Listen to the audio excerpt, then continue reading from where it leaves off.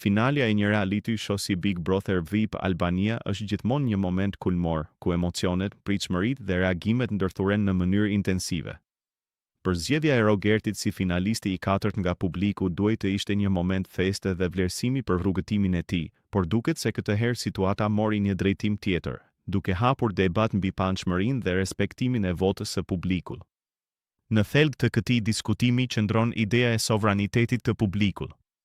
Në formate të tilla, publiku është faktor i vendimtar, ai që përcakton se kush vazhdon dhe kush largohet. Vendimi për të çuar Rogertin në finale tregon qartë se, pavarësisht kritikave apo perceptimeve të ndryshme, ai ka arritur të krijojë një bazë të fortë mbështetjeje. Kjo mbështetje mund të vijë nga fakti që ai ka qenë një lojtar i drejtë për drejtë, ndonjëherë i ashpër, por gjithsesi autentik në mënyrën e tij të lojës. Megjithatë, reagimet e drejtuesit Ledion Liço dhe opinionistëve si Arber Hajdari dhe Monika Kryemadhi kanë ngjallur polemika. Ndryshe nga momentet kur finalistët e tjerë u përgëzuan, në rastin e Rogertit është perceptuar një qëndrim më kritik, madje edhe zhvenjim i hapur. Kjo ka bërë që një pjesë e publikut të ndjejë se është vënë në pikpyetje vetë vota e tyre. Nga një këndvështrim analitik, kjo situatë ngren një çështje të rëndësishme, rolin e figurave publike brenda spektaklit. Drejtuesit dhe opinionistët pritet të jenë udhërrëfyes të debatit, por jo të ndikojnë apo të duken sikur ndikojnë në perceptimin e publikut. Kur reagimet e tyre perceptohen si të njëanshme, krijohet një ndarje mes produksionit dhe audiencës, duke rrezikuar besimin tek formati. Sa i përket vetë Rogertit, ai përfaqëson një profil të veçantë lojtari.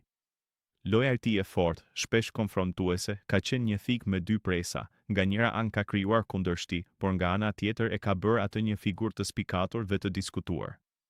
Shpesh në reality show, pikërisht këta personazhe që trazojnë ujërat dhe sfidojnë të tjerët, arrin të mbijetojnë gjatë dhe të fitojnë mbështetje, sepse krijojnë dinamikë dhe mbajnë gjallë interesin e publikut.